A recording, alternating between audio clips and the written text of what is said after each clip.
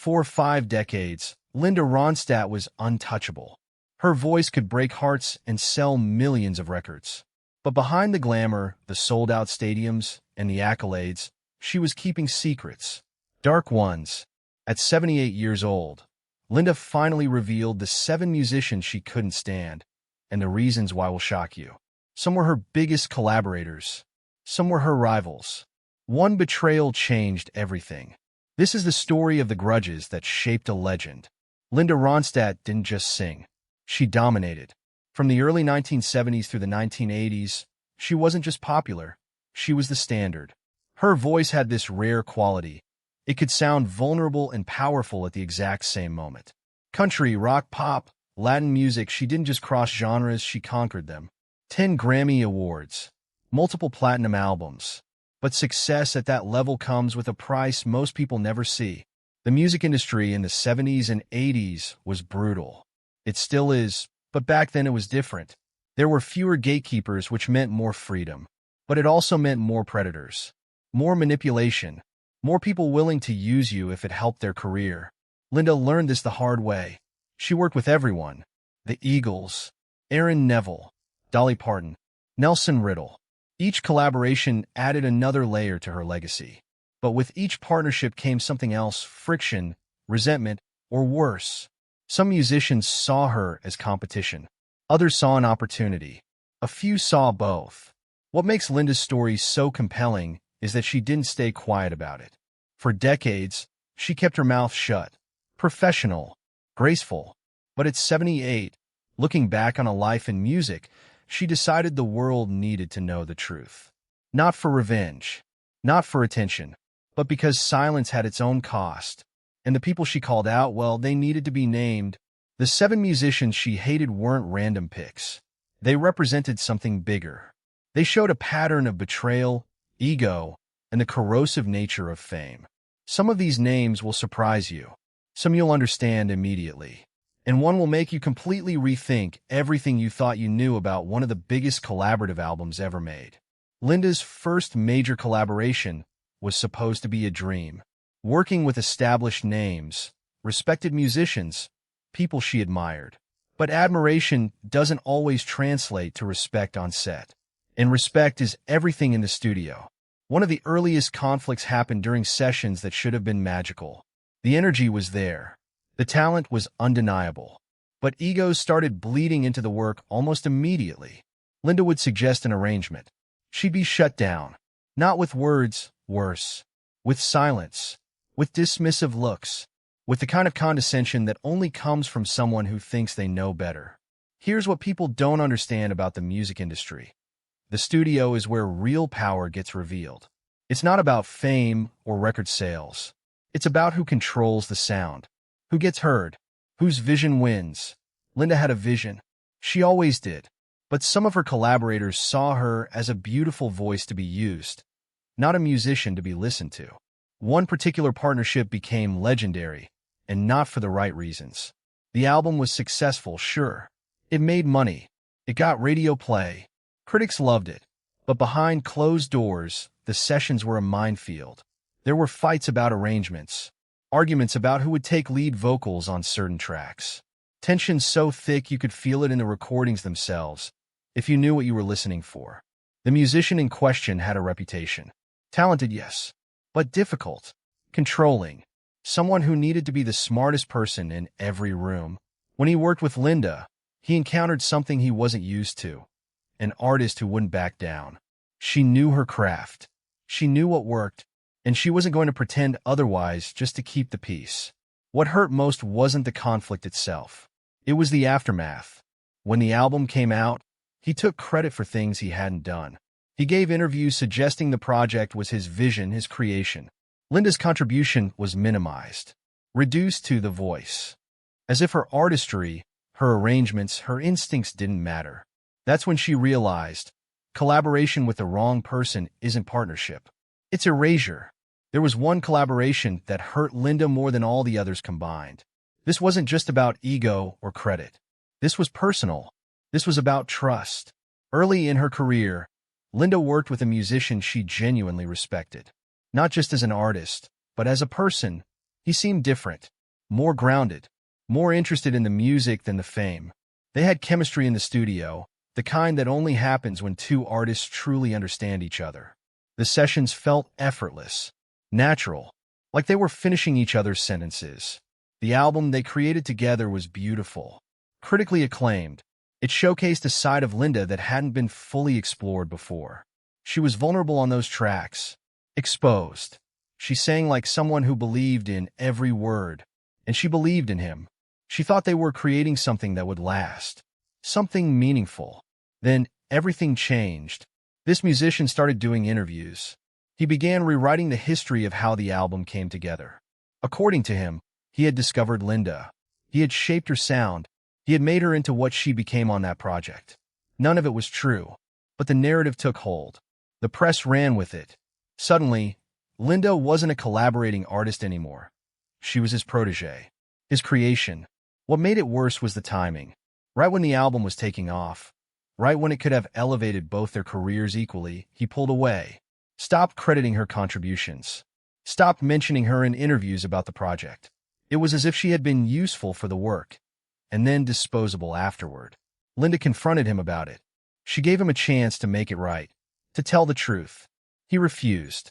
He doubled down on his false narrative instead. And that's when Linda understood something crucial.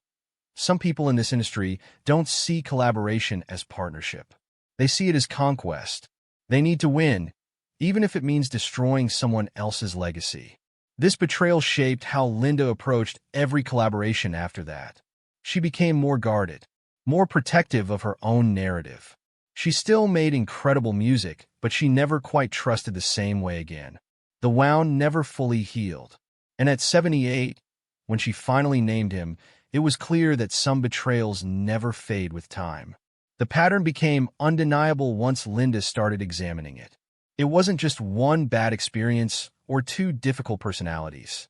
There was a systematic problem with how certain musicians treated her. And it all came down to one thing: ego. Some of the musicians Linda worked with had massive egos. That's not unusual in the music industry. Ego and talent often go hand in hand. But there's a difference between confidence and narcissism, between believing in yourself and believing you're entitled to take credit for someone else's work. One musician in particular stands out. He was a legend in his own right, accomplished, respected, but working with him meant accepting a specific dynamic. He was the star, and everyone else was supporting cast. There was no negotiation about this. It wasn't discussed. It was simply assumed. When Linda tried to assert herself as an equal collaborator, things got cold, passive-aggressive. The warmth drained out of the sessions. He would make promises he had no intention of keeping. He'd say things like, "This is your moment. You're going to shine on this track." Then the mixing would happen, and her vocals would be buried. Not accidentally, deliberately. She'd bring it up, and he'd offer excuses. Technical issues, artistic vision, whatever sounded plausible. But Linda knew better. She'd been in studios long enough to know when something was intentional. The broken promises weren't limited to the music itself. There were promises about promotion, about tours, about opportunities that would come from the collaboration. He'd paint this picture of what could happen next. Linda would believe him because she wanted to, because she respected his career, his history. But when it came time to deliver, he'd suddenly become unavailable. Too busy, already committed to other projects. What infuriated Linda most was the gaslighting. When she'd call him out professionally, calmly, he'd flip it around, make her sound like the difficult one, the ungrateful one. "After everything I've done for your career," he'd say, as if lending his name to a project was a favor she should spend the rest of her life repaying. This happened more than once. Different musicians, but the same playbook. Promise everything, deliver nothing, take the credit anyway, blame the other person when they complain. It's a strategy that works on people who are kind-hearted, who want to believe the best in others. And Linda was exactly that kind of person. By the time she reached her 70s, Linda had realized something crucial. The musicians she resented most weren't her rivals. They were her collaborators. The people who had been given access to her vulnerability, her talent, her trust, and had weaponized it for their own gain. Not all of Linda's grudges came from betrayal. Some came from something almost worse: dismissal. There were musicians who simply didn't take her seriously. They saw the beauty, the voice, the commercial success, but they didn't see the artist underneath. They didn't respect her intelligence or her musical instincts. This kind of underestimation is insidious because it's often invisible. It hides behind compliments. You have such a beautiful voice. Your tone is incredible. You're so easy to work with. On the surface, these sound like praise, but Linda understood what they really meant. You're pretty. You're talented. Now let the real musicians do the thinking. There were sessions where Linda would suggest an arrangement, and a male collaborator would literally ignore her. He'd turn to another musician, always a man, and ask the same question. Suddenly, the exact same idea was brilliant. The exact same approach was innovative. The only difference was whose mouth it came out of. One particularly galling incident happened during a collaborative project where Linda had significant input. She'd spent weeks developing ideas. She'd brought references, sheet music, detailed notes about what she envisioned. When she presented these ideas, the response was lukewarm at best, patronizing at worst. "That's cute," one musician said. "That's a sweet idea." Cute. Sweet. Words you use for a child's drawing, not for a professional artist's contribution. But here's where it gets interesting. When another male collaborator brought essentially the same ideas to the table a few days later, using almost Linda's exact language, suddenly they were genius. Suddenly they were the foundation of the entire project. Linda watched it happen in real time. She saw her own work being credited to someone else simply because he had a different voice saying it. What made this worse was that Linda had the power to stop it. She could have called it out, could have demanded credit, could have fought back. But she didn't, because that's not who she was. She wanted the music to be good. She wanted the collaboration to work. She was willing to sacrifice recognition if it meant creating something beautiful. But that sacrifice came with a cost. Over time, resentment built up, not because of what was taken from her, though that mattered, but because of what it revealed about how these musicians saw her. They didn't see a peer. They saw a commodity, a beautiful voice to enhance their vision, not an artist with her own vision to contribute. By her 78th year, Linda had decided that silence about these moments was its own form of complicity. Not calling them out meant letting the pattern continue, meant allowing other female musicians to experience the same dismissal. So she named them, not out of bitterness, but out of principle. There's a difference between a grudge you carry and a betrayal you can't forgive. Linda had both, but the unforgiven ones ran deeper. These weren't just about professional slights or ego clashes. These were about moments that revealed something fundamental about a person's character. And once that veil was lifted, it could never go back. One musician had done something that crossed a line Linda didn't even know existed until it happened. It wasn't just about taking credit or undermining her in the studio. It was about using private conversations, intimate moments where Linda had been vulnerable, and weaponizing them publicly. She'd shared personal struggles during breaks and sessions, stories about her family, doubts about her career, things she trusted him with because she thought they were building a real friendship alongside the musical partnership. He turned those stories into anecdotes, told them in interviews, changed the details just enough to make them funny, to make her look foolish. The music world is small. People talk. Linda heard about it eventually. She heard herself being laughed at by people she'd never met, based on confidences she'd shared in confidence. That wasn't just betrayal. That was violation. When Linda confronted him, his response was telling. He didn't apologize. He didn't even seem to understand why she was upset. "It's just stories," he said.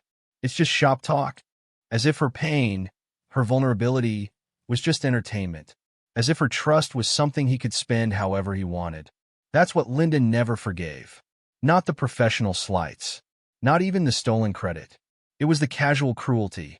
The way some of these musicians treated her humanity as secondary to their own ambition. Another musician on her list had done something different but equally unforgivable. He'd made promises to Linda about bringing her into a major project. She'd turned down other opportunities, waiting for his call. Months passed, then a year. Finally, she found out through industry gossip that he'd filled the role with someone else. Someone younger. Someone he'd been seeing romantically. He never even told her. She had to hear it from a third party. When Linda reached out to ask why, his response was casual, dismissive. "Things change," he said. "I went in a different direction." No apology, no explanation, no acknowledgement of the opportunities she'd sacrificed based on his word. That's when Linda realized his word meant nothing. His promises were just tools, and she was naive for ever believing otherwise.